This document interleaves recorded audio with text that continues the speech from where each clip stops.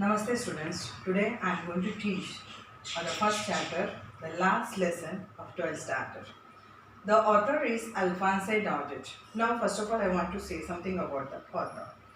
Now Alphonse Daudet, he is a French novelist and short story writer.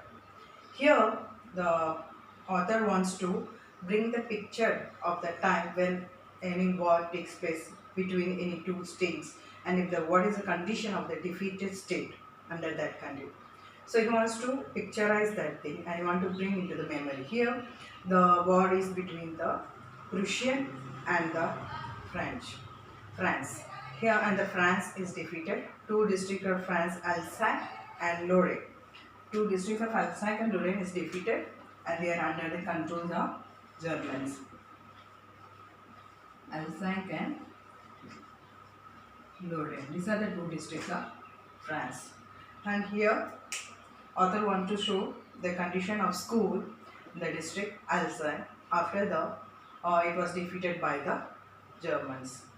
So now the story starts. Here the narrator is known as Franz, Franz. Narrator is Franz, a school going boy. The narrator is going to school and he's late to the school, so he was afraid of being scolded by the principal, the teacher, and secondly he also has not done the homework given by his master M. Hamble. The name of his master is M. Hamble. Still he was going hurriedly to school, was running. As he was going very fast, he sees it was a bright day, sunny day, birds were chirping, there were cooing of pigeons. It was so pleasant day. So for a moment he felt like instead of going to school, he moving here and there and just to pass away the time. But he resisted his temptation. He thought, no, I should go to school, whatever will be, I will reach the school. As he kept going hurriedly to school, he passed through the town hall. As he passed through the town hall, there is a bulletin board. Now, what the bulletin board is that in which notices, messages, whatever to be said to all the people, they are put out there on that board and people come and read it. Similarly, on that day also, there were a large number of crowd. They were reading something from that bulletin board. Yeah, the author Franz, he just kept passing and he thought to himself, now what must be here today? Because always any the defeated war, yeah, that some drafts come or orders from the commanders. These were the things. That is, they mostly got bad news from the bulletin board. So he thought again, what is today? But he didn't stand there. He kept going hurriedly. As he was going fast, there were carpenter. Carpenter was there and he saw Franz going hurriedly. He just shouted, Franz, don't run. You won't be late. You will reach school in time. But Franz thought that the carpenters were making fun of him. He didn't stand there. He just hurriedly and panting and reached the school garden. M. Hamble school had a little garden in front of it. Then the classroom begins. As he reached the school garden, that day it was totally different environment. Usually they can hear the sounds of the students shouting, moving, opening and closing of the desk, even in the street. But that day it was entirely different. There was not a single noise of anything. It was pin drop silent as if it was Sunday morning. So he just went inside the garden and he peeped into his classroom. As he peeped into his classroom, he saw that his friends had already taken the seat. They are on their desk. The seat and his master, M. Hamble, he was walking in front of the class with an iron ruler under his arm. So now Franz thought that there must be a lot of bustle in the class, movement in the class, so he can go inside the class without being noticed. But that it was not like that. He had to go in front of each and everyone. So he was feeling very frightened and he blushed. But still he entered the class. As he entered the class, M. Hamble on that day, he just said gently, come in Franz, we were going to start the lesson without you. It's good you have come here. Just take a seat. Franz was shocked and surprised because he never thought that his sir will be so gentle and will permit to sit in the class. So he went, he sat in the class, he came over his fright. Then he noticed that the class was entirely full. There were little kids sitting in front of the class. At the back bench, which usually used to be vacant, it was filled by the old villagers like the former mayor, former postman, and old hosher who has worn three-cornered cap and has got a primer which is kept on his knee, and he was trying to read something, go through that. And then fans thought, what is that? The last bench which usually used to be vacant is completely full today. So whole class is full. Then he slowly observed his sir. His sir was wearing new suit with frilled shirt and a black silk cap with embroidery, which usually sir used to wear on the prize distribution day or any special occasion day. So he thought, what is that? The sir has come completely ready today. As that he kept on wondering, then Mr. Hamble started the class. Mr. Hamble's just first word was that this was his last lesson in the school, as the Berlin has defeated France, and Alaska and Lorraine were under the control of Germans, and from the next day German will be taught in the school and French will be stopped. French classes will not be there. So today it was Mr. Ambel's last class. This was like a thunderclap for the France, because he usually didn't like to learn French. He just kept wasting his time going here and there, yeah, collecting the eggs of the birds, going sliding in the river sharks. I mean, this thing he used to keep on doing. But later, slowly he realized, oh, today is the last day to learn French. That is for the next day, yeah, forever he won't be able to meet his sir and Hamble, or there will be nobody to teach French in the school, which is his mother tongue. So slowly he realized he won't get any chance to learn his own mother tongue. This kept going and kept wondering. And France realized that that's why the old people of the villages had come there to give respect for Mr. Hamble, who had given the service of 40 years. 40 years there in the school as a respect to their country, to the mother tongue, to the language, to the sir, all the village people and the kids have they come there. As Franz kept wondering about this thing, he also realized that he won't get any chance to learn this language. He won't be, so he started realizing I should have learned the class, I should have done something. Now I won't get any chance, this and that. As this kept on going in his mind, his name was called. And Hamble asked him to stand up and tell the rules of participle. Franz somehow he wanted to see each and everything rightly, but as he had never tried to learn the participle rules, he jumbled up. He said just wrong words. Nothing was right.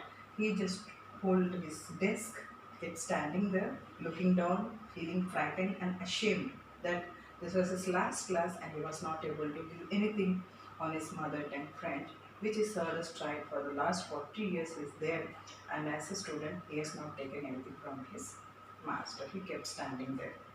But to his surprise, M. Hamble was not at all angry. He just said, I won't scold you, Franz, because it is not your mistake, he said. First of all, the people of Alaska, they had the habit of putting the things the next day. They thought that we have a lot of time. We can learn it the next day, so there is no need of learning today. This is the first mistake. And he said that because of this German people, they were going to say to you people that you people are French, but you can't speak or write in a language, that they are going to say this thing to you. Secondly, he also said that to some extent, France's parents, they are also responsible, as they were not too anxious to send him to school, as they send him to the mill or farms so that they can get some money. They can make him earn some money and to look after their family.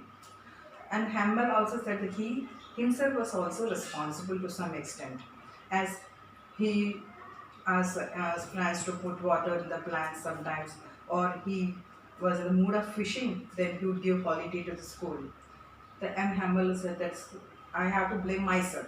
He said that I am also responsible to some extent. That's why the students are not able to learn the French, which is our mother tongue, clearly. So he felt sorry. He's again kept saying that French is a beautiful, logical language that you people should guard it. People should protect it, as it is a mother language. It is the language of our country. So we have to protect that. And this is the key to the prison. If we are defeated, as we are defeated by the other people, the Germans, that this mother tongue will act as a bonding language to the people until you can come out of your prison, you come out of your defeated state and enslavement. If you are strong enough, you have control over your own mother tongue, and that is a bonding towards your country. So at that time, France realized, yeah, this should have learned. I didn't give much time to my language. So, but now there is no time. Now Ham Campbell asked people to take out the grammar book. He taught them the grammar so elaborately, so patiently. France, for the first time, he could understand each and everything of the language. It was so clear to him. He thought, I should have listened so carefully and I could have learned so much, but it was too late. Yeah, he thought that his sir was teaching too patiently that day. So he could grasp each and everything, and he saw that his sir wanted to put each and everything, whatever he knew in French language, to all the people there in the single stroke, so that they can learn all the rules and regulation of their mother tongue, their mother language, before he goes.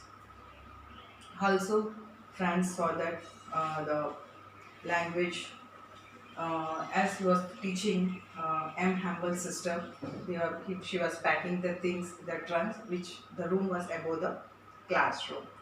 And this kept going, and now they M. Hamble explained the grammar. After that, he took the phonetics, and in phonetics, even Hauscher, who has brought the primer is a phonetics books. The kids started saying the alphabet, the phonetics loudly. Even Hauscher also told, but he was so emotional that he was crying when he was saying the phonetics. The kids thought like laughing, yeah, crying when they heard Mr. Hauscher's voice as he was repeating the phonetics. This was the condition. Each and everyone were emotional. And Hamble was also too much emotional. He took the history. He thought something about the history also. As this kept on going, suddenly the clock struck 12. The church clock struck 12, and it was followed by the prayer Angelus. Now M. Hamble stood from his chair. He stood. At the same moment, there were the trumpets of the Prussian soldiers returning after the drilling, and Mr. Hamble stood up. He wanted to say something. He was so much choked up with the emotions that the words didn't come out. He just said friends, but he was not able to say anything. He was emotionally broken down. He couldn't say anything. As the place he had survived for 40 years, he had to leave each and everything. His classroom, the plants he has planted, the trees which has grown tall, the hope vine which he has planted himself outside the window, which has grown from the window to the roof, each and everything. He was just looking at each and everything. He wanted to remember and memorize the things into his brain.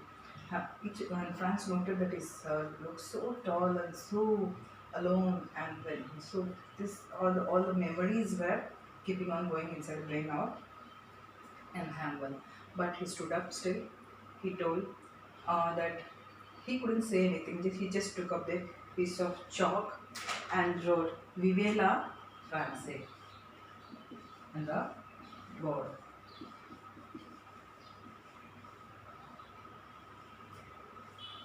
Vive la France on the board and said, "Well, long live France." This was just thing he wrote, and he said, he couldn't say anything, so he just gave a gesture, and that the class is dismissed. This way, the class got over. So I just want to summary from this thing that we can see when we have the time, we have to learn the things. We can't say what happens the next day. We should not put the things to the next day. That is a thing we can learn from the character France. If he had learned at the time, he would not have felt so bad, as his sir was going forever from that country the very next day.